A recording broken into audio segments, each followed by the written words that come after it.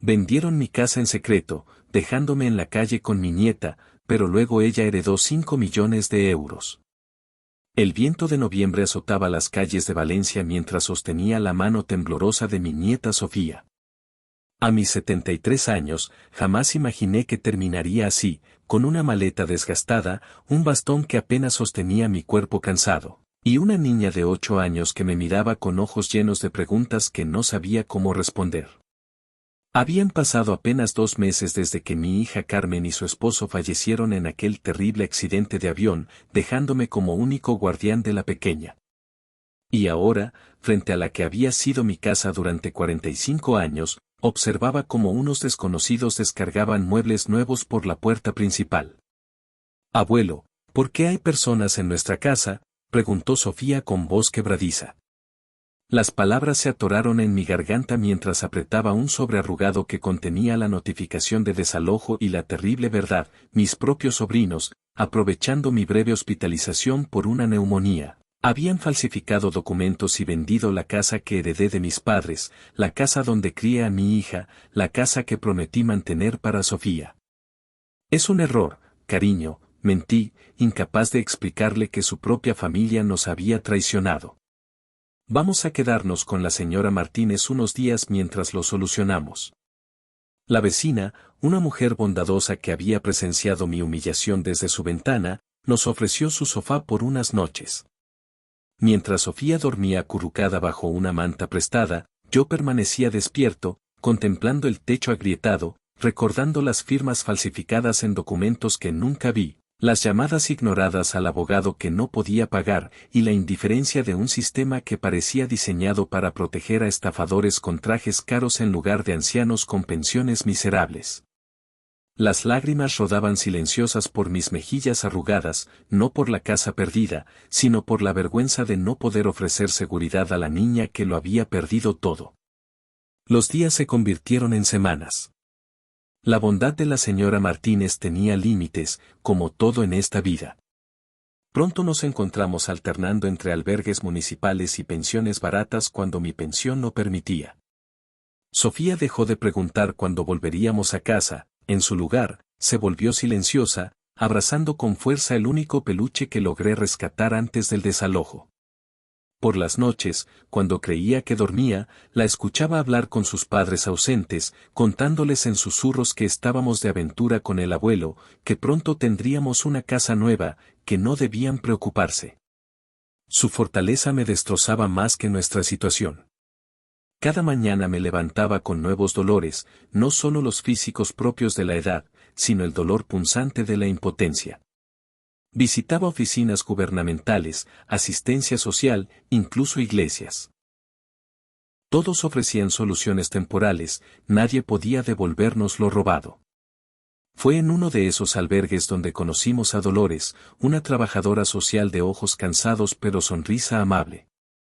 A diferencia de otros funcionarios, ella escuchó nuestra historia completa, tomó notas meticulosas y prometió ayudarnos a presentar una denuncia formal.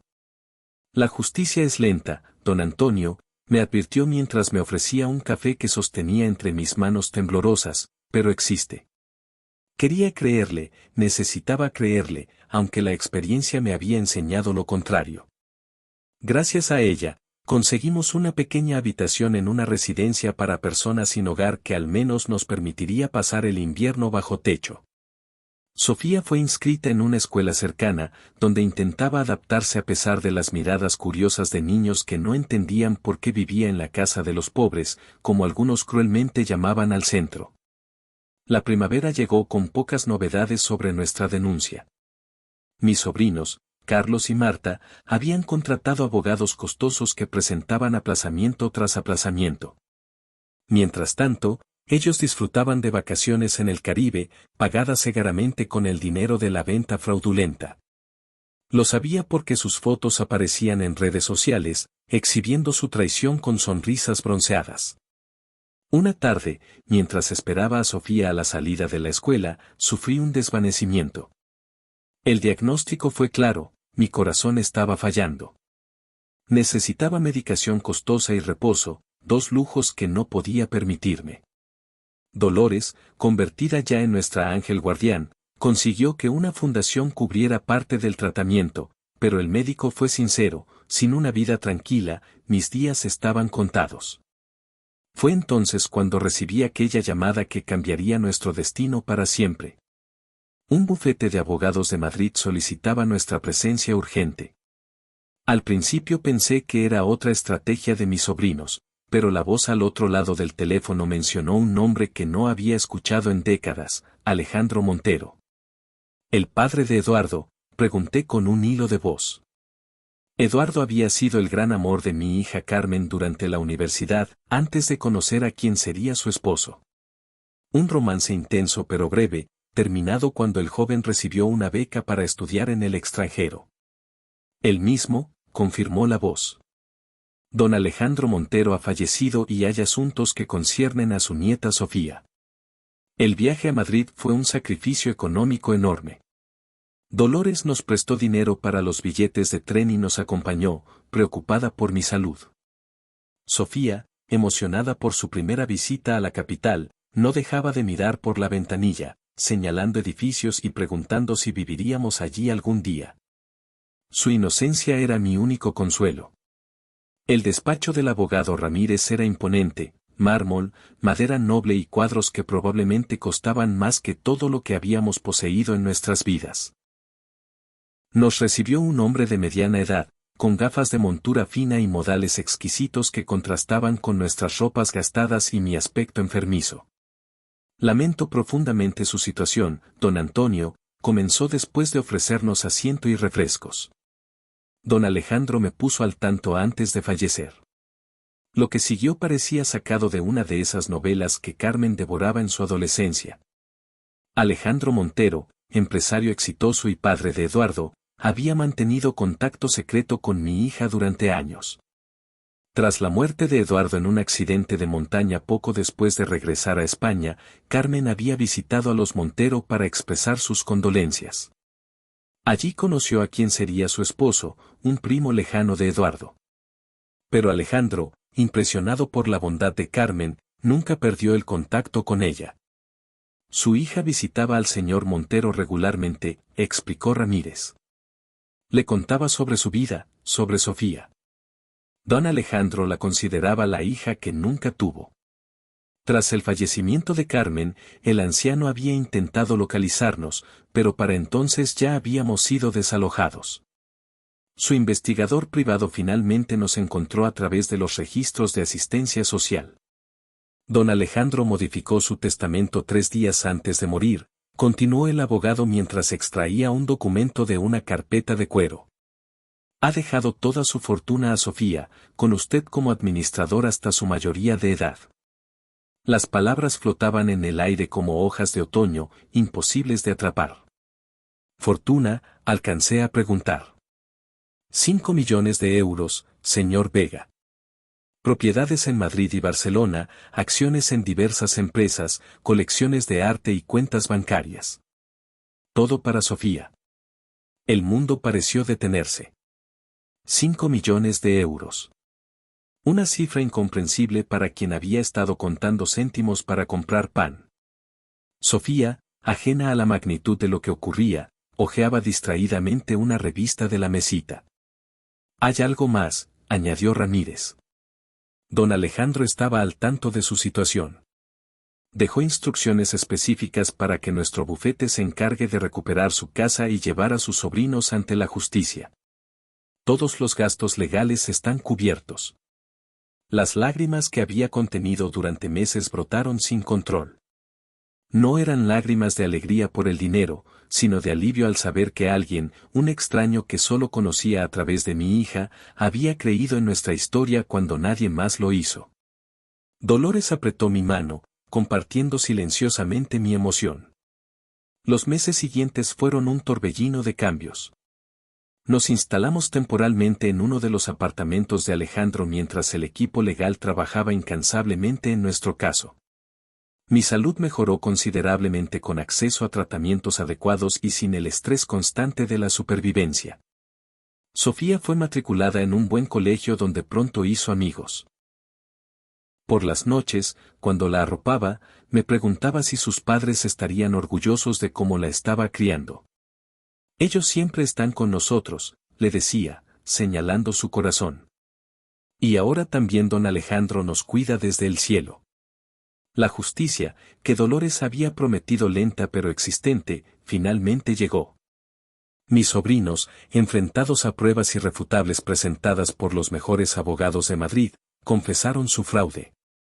La casa no pudo ser recuperada pues los nuevos propietarios habían comprado de buena fe, pero recibimos una compensación sustancial. Carlos y Marta fueron condenados a penas de prisión que posteriormente se suspendieron, pero el daño a su reputación fue irreparable. No sentí alegría por su desgracia, el rencor es un lujo que la vejez no puede permitirse. En su lugar, decidí que parte del dinero se destinaría a una fundación para ayudar a ancianos víctimas de abusos patrimoniales. Dolores aceptó dirigirla, abandonando su trabajo mal pagado en servicios sociales. Compramos una casa nueva, no tan grande como la que perdimos pero infinitamente más cálida. Con jardín para que Sofía pudiera jugar y habitaciones suficientes para que Dolores, convertida ya en parte de nuestra peculiar familia, se mudara con nosotros. Las paredes se llenaron pronto de fotografías, Carmen y su esposo sonriendo en su boda, Sofía de bebé, y una imagen de Alejandro Montero que el abogado nos proporcionó. «¿Ese señor es mi otro abuelo?», preguntó Sofía un día, señalando la fotografía.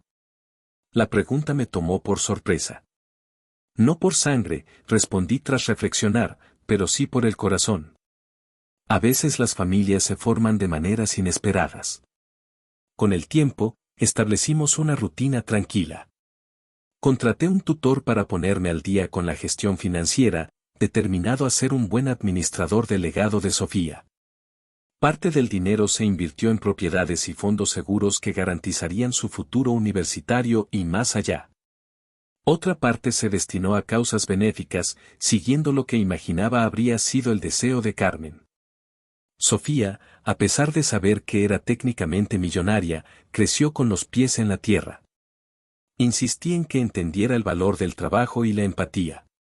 Los fines de semana nos acompañaba al comedor social donde servíamos comidas, recordando siempre nuestros días en el albergue. 5 años han pasado desde aquella tarde en el despacho de Ramírez. Sofía tiene ahora 13 años y es una adolescente brillante, compasiva y sorprendentemente madura. A veces la encuentro contemplando las fotografías de sus padres, o la de Alejandro, con una expresión pensativa. ¿Crees que el dinero nos ha hecho más felices, abuelo?, me preguntó recientemente mientras regábamos juntos el jardín. La pregunta merecía una respuesta honesta. El dinero nos ha dado seguridad, Sofía, y eso es invaluable cuando has conocido la incertidumbre. Pero la felicidad. La felicidad estaba ya en nosotros, en que nos teníamos el uno al otro incluso en los peores momentos. Ella sintió, con esa sabiduría prematura que desarrollan los niños que han enfrentado pérdidas tempranas.